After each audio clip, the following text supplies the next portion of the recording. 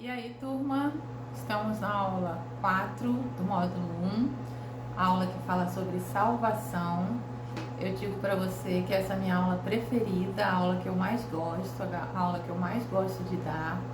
Hoje a gente vai estar falando sobre um tema muito importante na Palavra de Deus e é importante que você preste atenção, porque acerca desse tema é que são pregadas muitas coisas diferentes da Palavra de Deus. Existem muitos conceitos, muitos preconceitos que são pregados, às vezes por pessoas, por líderes, por outras igrejas, que fazem parte de um conjunto de coisas que não estão na Bíblia, né? São hábitos religiosos, são coisas que as pessoas pregam que não fazem parte dessa doutrina bíblica, vamos dizer assim. Você precisa prestar bastante atenção, porque hoje não é só a nossa aula sobre salvação, para que você entenda sobre sua salvação, para que você entenda sobre a salvação dos outros, mas também é o conjunto de ideias sobre salvação da nossa igreja, que você está aderindo, que você está concordando, que você está fazendo parte deles agora. Então é importante que você entenda. Por exemplo, mais para frente, você sendo líder de célula, é esse conjunto de ideias da Bíblia que você vai pregar, que você vai direcionar os estudos, que você vai direcionar toda a ação da sua vida acerca desse tema, ok? Então hoje o nosso tema é salvação. A salvação é o ato através do qual o homem é resgatado da condenação do pecado mediante a fé no ato de substituição de Jesus Cristo por ele na cruz. Então a salvação é o resgate do homem do quê? Da condenação do pecado, porque todo homem estava condenado ao pecado, através de quê? Da fé desse mesmo homem no ato de substituição de Jesus que foi feito na cruz. Eu falo pro Theo assim, ele é criança, então eu vou falar de um jeito que eu falo para criança. Eu falo pro Theo assim: nós fizemos coisas erradas. Você não faz coisa errada? Ele sim. Então eu também fiz coisas erradas. E nosso castigo era ficar na cruz, era sofrer preso naquela cruz. Mas Jesus tomou o nosso lugar e ficou lá de castigo naquela cruz por nós, para substituir o nosso erro, e morreu naquela cruz no nosso lugar. E quando você acredita nisso, quando você confia nisso, que foi por você, que foi para substituir você, e perdoa os seus pecados, esse ato de Jesus, você é salvo. E aí ele entende sempre. E toda vez que a gente está falando de Jesus, ele vem falar: não é, mamãe? Jesus ficou lá no nosso castigo, lá no nosso lugar, lá na cruz. Então, de castigo ele entende, e ele entende que Jesus ficou no nosso lugar. Então, falando dessa forma, dá para você perceber e entender esse conceito de salvação. A salvação é o ato através do qual o homem é resgatado da condenação do pecado que ele estava destinado, mediante a fé que esse homem tem no ato de substituição de Jesus por ele na cruz, ok? O termo salvação equivale a resgate, implica em libertar alguém de um perigo, de um problema ou de uma condenação. Então você é salvo da condenação do pecado, ok? E o preço dessa salvação, o resgate dessa salvação, foi Jesus na cruz. Alguém pagou um preço em seu lugar. Alguém pagou um erro no seu lugar. Alguém pagou pelos seus pecados. Qual preço foi pago? O sangue dele derramado na cruz. Nós vamos ver tudo isso com detalhes, os porquês na Bíblia, a trajetória desse pensamento na Bíblia toda. Mas antes eu quero introduzir essa situação falando sobre esse preço do resgate. Redenção é justamente o pagamento desse resgate para libertar e salvar alguém. Mas para entender sobre salvação, nós vamos entender alguns textos muito importantes sobre isso. O primeiro texto é João, capítulo 3, versículo 16. João 3,16, que fala assim: porque Deus amou o mundo de tal maneira que deu o seu Filho unigênito, para que todo aquele que nele crê não pereça, mas tenha a vida eterna. Vamos lá? Primeiro, o que Deus fez para demonstrar que deseja que todos sejam salvos? Ele amou o mundo. Deus amou o mundo. E como ele amou a todos, ele amou a todos do mundo, demonstra que ele deseja que todos sejam salvos. E o que ele fez para mostrar esse amor? Ele deu o seu único filho, filho unigênito, ok? Ele deu o seu único filho para mostrar esse seu amor ao mundo. Ele foi lá, se desfez de si mesmo e o filho veio em forma humana para amar o mundo e morrer no lugar do mundo. Então, mais uma vez a gente vê que Deus queria que todos fossem salvos e como ele mostrou que queria, mandando o filho dele substituir as pessoas. O texto está mostrando também outra pergunta: todos serão salvos? Apenas quem vai ser salvo nesse texto? O texto está dizendo: todo aquele que nele crê vai ser salvo. Todo aquele que em Jesus crê vai ser salvo e não vai perecer. Então, qual seria a condenação? Seria perecer, seria a morte eterna. E qual seria o sinal da salvação? A vida eterna. Então, vamos completar esse nosso conceito de salvação? Vamos lá. Deus deseja que todas as pessoas sejam salvas. A prova disso é que ele mandou o filho dele para amar o mundo e se entregar por todos. Mas todos serão salvos? Não. Somente aquele que nele crê. O que vai acontecer com aquele que nele crê? Terá a vida eterna. E aquele que não crê vai perecer, ou seja, não terá a vida eterna. Vai morrer eternamente. Ok, gente? Então, qual é a ação do homem aí nesse texto na salvação? Receber esse amor de Deus e crer que Jesus veio morrer por ele. Crer que Jesus veio tomar o lugar dele. Ok? Vamos para o segundo texto agora. Romanos capítulo 6, versículo 23. Fala assim: porque o salário do pecado é a morte, mas o dom gratuito de Deus é a vida eterna em Cristo Jesus, o nosso Senhor. Então, o texto está falando sobre morte, que é a condenação. Quem estava de castigo ali merecia aquele castigo, merecia a morte, a condenação pelos seus erros. E esse texto está falando sobre a morte eterna. Não está falando sobre aquela morte no dia que você ganha um atestado de óbito, não, e para o teu coração. Está falando sobre a morte eterna, sobre a pessoa viver para sempre distante de Deus, num lugar chamado inferno, que significa lugar sem Deus. A Bíblia mostra que o inferno existe. Dá uma olhadinha lá em Apocalipse 20:14 e muitos outros textos da Bíblia. Mas em Apocalipse 20:14 te prova que o inferno existe. Então a condenação é essa morte eterna, é o inferno, é viver sem Deus mesmo. Por mais que quando a gente prepare esse discurso, a gente às vezes alivia em alguns termos, mas essa é a condenação. Vamos voltar para o texto? O salário do pecado é a morte. O que a pessoa faz para ter direito a essa morte? O que a pessoa faz para receber essa morte eterna, esse inferno? O pecado. O que a pessoa ganha por pecar? A morte. Então, qual a atitude do homem que causou essa condenação?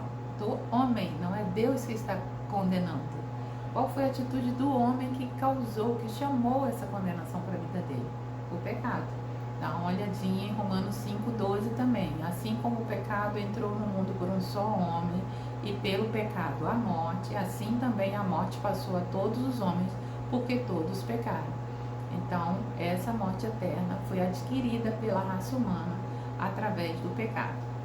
Vamos voltar para o versículo? Ele fala que o salário do pecado é a morte, mas, espera aí, tem uma solução aí. Qual a solução? O dom gratuito de Deus é a vida eterna. Então, qual foi o meio que Deus teve para nos livrar da condenação da morte eterna? Ele nos deu de graça o dom gratuito, que significa bondade não merecida. O dom gratuito que Deus nos deu foi a vida eterna através de quê? De Jesus Cristo como Senhor.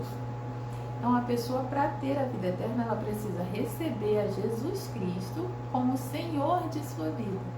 Receber a Jesus Cristo significa recebê-lo como Salvador, porque recebe aquele sacrifício da cruz para si, e recebe como Senhor, porque decide obedecer a esse Senhor. O trecho que fala sobre o dom gratuito, que sobre graça, é isso. Nada que você faça vai merecer a salvação. Por melhor que você seja, você pode ser uma pessoa boa que não matou ninguém. Isso não faz você merecer a salvação. A graça não merecida de Deus é que traz salvação para você. Efésios 2:8, que diz: porque pela graça vocês são salvos por meio da fé. E isso não vem de vocês, é um dom de Deus. Então é a graça de Deus que faz a salvação, não é a sua atitude de bondade. Tito 2:11 também fala: a graça de Deus se manifestou trazendo salvação a todos os homens. Então o que salva é a graça por meio da sua fé. A graça não merecida de Deus salva você por meio da sua fé. E qual é o benefício da salvação? A vida eterna em Cristo Jesus, nosso Senhor. A vida eterna é o livramento da punição. É você viver eternamente no céu com Deus. Eternamente com Deus no céu. Vida eterna, sem ter mais morte. 1 João capítulo 2, versículo 25, que mostra que Jesus nos fez a promessa da vida eterna. E como é que é recebida essa salvação? Recebendo Jesus Cristo como Senhor, eu já falei, pela aceitação, por meio da fé. O único meio de você receber a salvação através da fé, recebendo Jesus completo em sua vida, como Senhor e Salvador. Não é só a salvação, mas também o senhorio de Jesus. Você está recebendo Jesus mesmo, completo, com tudo que Ele tem para te oferecer. A salvação, o céu, a vida eterna e a obediência, o senhorio dele, receber Jesus como Senhor. Olha, Colossenses 3:24. Sabendo que recebereis do Senhor a herança como recompensa, que é a salvação, servir a Cristo o Senhor. Servir a Cristo o Senhor e obedecer ao Senhor não é o que te traz salvação. Mas se você recebeu a salvação como recompensa, você vai fazer de Jesus o seu Senhor. Então, um sintoma, um sinal de que você creu para a salvação, de que você recebeu Jesus como seu Salvador, é a sua obediência e você vai fazer Ele de Senhor. É como um casamento, você recebe aquela pessoa como seu amor, como seu amigo, você recebe aquela pessoa como alguém que vai te dar, vai te oferecer carinho, você recebe todos os benefícios ali, uma casa, comida, roupa lavada, cuidados, todos os benefícios do casamento. Mas também você recebe ali alguns compromissos, algumas obrigações, que é o companheirismo, que é o respeito mútuo, que é ajudar na casa, que é o trabalho todo, que é o sustento, que é fazer aquela coisa ali ser mantida de pé.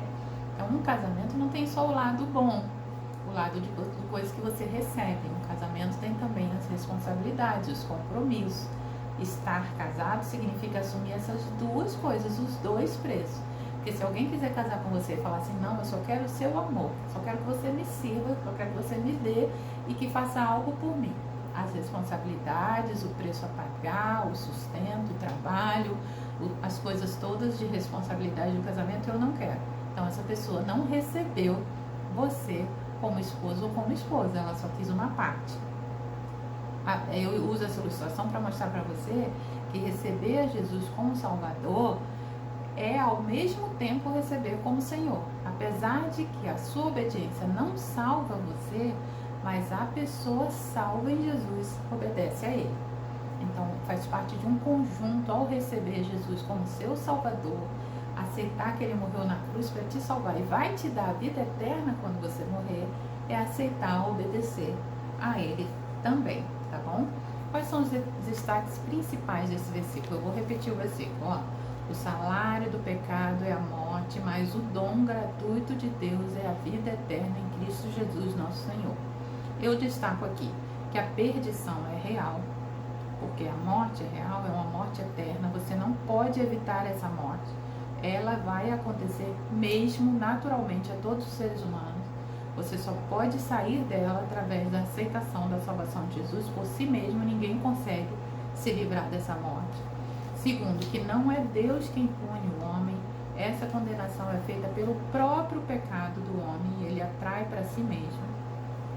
Terceiro, que a vida eterna é garantida por Deus, ela é gratuita e você não pode comprar essa vida eterna. Então ele garante que você vai viver eternamente no céu quando morrer. Agora nós vamos para o próximo versículo, tá bom? Que é Romanos 10, versículo 9, que é particularmente um versículo que eu gosto muito, tá bom? Romanos 10, 9 fala assim: porque se com tua boca confessares a Jesus como Senhor e em teu coração creres que Deus o ressuscitou dentre os mortos, serás salvo. O texto está falando como você vai ser salvo. Quais são as atitudes que você precisa para ser salvo? Vamos lá? Então, destaca aí nesse versículo para mim 2 atitudes para ser salvo. Presta atenção. Se com tua boca confessares a Jesus como Senhor, é a primeira atitude, confessar com a boca, e em teu coração creres que Deus ressuscitou dentre os mortos. Crer com o coração. No quê? Que Deus ressuscitou dentre os mortos. Confessar o quê? Que Jesus Cristo é seu Senhor. Então, para ser salvo, você precisa de 2 atitudes. Primeiro, confessar com a boca que Jesus é seu Senhor. E segundo, crer no seu coração que Deus ressuscitou Jesus dentre os mortos. Vamos lá? Confessar o quê? Confessar que Jesus é Senhor. E o que isso significa? Confessar que você vai obedecer a Jesus. Confessar que Ele é quem manda em sua vida. Crer em quê? Crer que Deus ressuscitou Jesus dentre os mortos. E o que isso significa? Significa que você acredita que Jesus realmente morreu pelos seus pecados. E ao ressuscitar, Ele está passando para você o poder de viver uma nova vida. Então, baseado nesse texto bíblico e nas outras passagens bíblicas sobre a salvação, você precisa de 3 coisas para ser salvo. Então, quando alguém pergunta assim, eu sempre ilustro dessa forma, o pastor pergunta: quem quer entregar a sua vida a Jesus para ser salvo? Levanta a mão. Quem quer a salvação? Levanta a mão. Na verdade, você não está levantando uma mão só. Eu sempre digo isso. Você está levantando 3 mãos. Vamos dizer que tenha mais uma aqui. Você está levantando 3 mãos. Você está declarando 3 coisas. Quando você levanta a sua mão para ser salvo, você está assumindo 3 verdades. Quais são? A primeira é que você crê em Jesus, que você acredita nele, que você acredita que ele fez isso por você, que ele salvou você ali naquele ato da cruz. A segunda é que você tem coragem de confessar que você vai seguir a Jesus. Você está declarando diante das pessoas sem vergonha que você vai seguir a ele. E a terceira é que você decide obedecer a Jesus como Senhor, completamente, não só como Salvador, mas também como Senhor. 3 atitudes. Primeira, crer. Segunda, ter coragem de confessar. E a terceira, decidir obedecer. Eu vou contar uma história para encerrar aqui. A gente vai dividir essa aula em 2 partes aqui na página 16. Faz de conta que tem uma menina muito bonita, andando na rua com a Bíblia na mão. E ela vai caminhando para a igreja. E um rapaz olha para ela e fala: nossa, que menina linda, eu preciso conquistar aquela menina, eu vou entrar, vou seguir ela, vou ver onde que ela vai. E a menina entra na igreja, ele entra também. E ali ele está percebendo a história sendo pregada, está entendendo, né, o que está acontecendo. E ele fala assim: já sei, essa menina aqui, ela é de Deus e eu também vou dizer que sou de Deus para poder atrair a atenção dela. Então, quando o pastor pergunta: quem aceita Jesus? Quem aceita a salvação? Ele levanta a mão e fala que quer aceitar Jesus para poder chamar a atenção da menina. Desses 3 princípios aqui, qual esse rapaz teve? Ele creu em Jesus? Não. Ele teve coragem de confessar que ia seguir a Jesus? Sim, porque na frente das pessoas ele levantou a mão. E ele decidiu obedecer a Jesus? Não. Por isso que muitas vezes as pessoas pensam assim: fulano perdeu a salvação. Não, é porque para ser salva a pessoa precisa ter esses 3 requisitos. Ela precisa crer de todo o coração naquele mesmo ato e decidir obedecer a Jesus naquele mesmo ato e ter coragem de confessar que vai seguir a Jesus diante das pessoas no mesmo ato. Se você não tiver coragem, se você não decidir obedecer, não reconhecer o senhorio de Jesus naquele ato e não crer, você não é salvo. Vou te contar outra ilustração. Faz de conta que um artista muito famoso, ouviu funcionário falar a salvação. Falou toda essa salvação, falou sobre o céu, falou sobre o inferno, falou sobre a substituição de Jesus. E essa pessoa creu, realmente acreditou que Deus pode fazer isso. Essa pessoa acreditou que há essa salvação, que é verdade, que é uma verdade bíblica. Só que essa pessoa não quer aceitar diante dos outros que ele é um cristão. Não quer assumir publicamente que ele vai perder seguidores, ele vai perder dinheiro, vai perder patrocínio. Então ele não tem coragem de falar para as pessoas. E ele decide não expor essa crença dele, não expor essa confiança dele em Jesus, porque não tem coragem de confessar diante das pessoas. E no fundo, essa pessoa não está disposta a obedecer também a Jesus. Crê que Jesus é Salvador, não tem coragem de confessar e não decidiu obedecer. Essa pessoa é salva? Não. Ao mesmo tempo, eu costumo contar uma outra ilustração, que é a terceira. Um político muito esperto, né? Ele tá vendo que tá chegando a campanha política, ele não tem adeptos, né? Não tem eleitores, então ele vê uma igreja muito grande, fala assim, eu vou entrar ali naquela igreja e eu vou dizer que eu me converti para poder eu ser eleito. Então aquele político entra na igreja, levanta a sua mão, né? E ele tem coragem de confessar diante de todo mundo que ele vai seguir a Jesus. E ele até decide obedecer a Jesus como Senhor, porque ele acha que é certo. Então ele vai seguir os princípios cristãos, ele vai procurar um partido cristão, e ele vai seguir leis cristãs, ele vai querer obedecer a Jesus.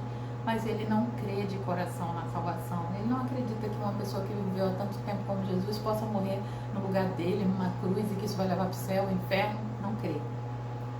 Então, esse cara não tem os três requisitos. Ele não crê no coração, apesar dele não ter vergonha nenhuma de falar de Jesus, de dizer que vai seguir a Jesus, e nem ter aquele desejo, e ter também aquele desejo de obedecer. Mas ele não creu.